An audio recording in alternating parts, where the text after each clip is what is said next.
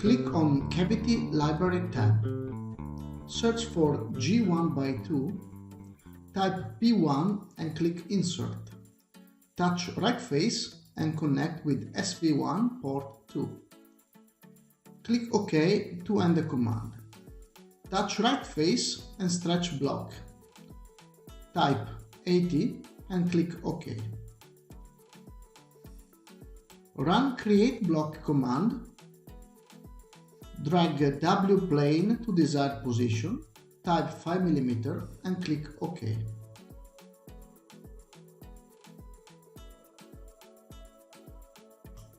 Search for FC10-2, type netinfo, in for port 1, P for port 2. Specify component ID CV1, click Insert, touch a face and click OK. Edit P port and change net name from P to in. Now we must find a position to properly connect our cavities. Select left face, click Stretch Block. Type 100 mm and click OK. Move bolt hole 20 mm to the left. Change face to CV1, moving to back face, adjust cavity position and click OK. Match properties from SV1 to CV1 and copy spot face depth, then click OK. Stretch drill for CV1 and reduce drill to 40 mm. Align P port with CV1. Connect RV1 with CV1 port 2. Select tangent connection and click OK. Run export command. Touch RV1 port 2 T and click Continue. Touch front face and click OK. Stretch T-drill to 60 mm. Move mounting hole 20 mm to the right.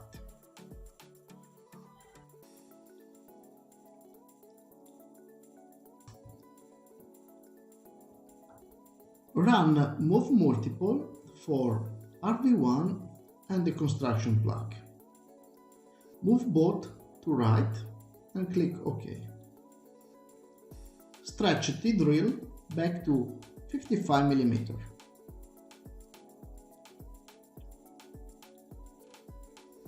Our block is almost finished.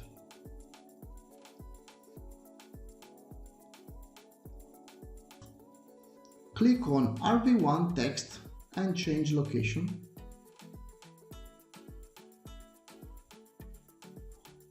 Click on Manage Engravings command, select a P1, touch a location and click Engrave. Do the same for CV1.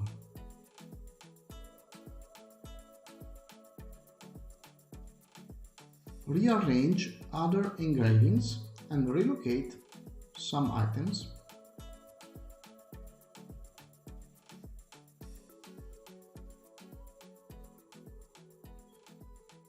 Recolor the block. Then move to assembly. Click on Plug, select the block.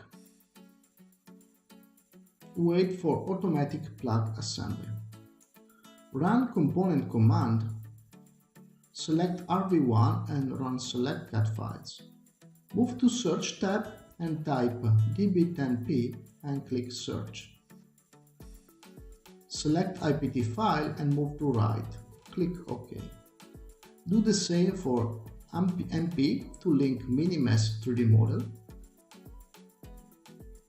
Click OK. Link SP1 to WS10Z 3D model.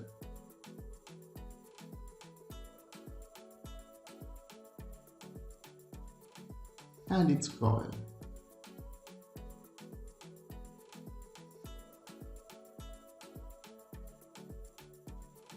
Load the check valve model RV10A.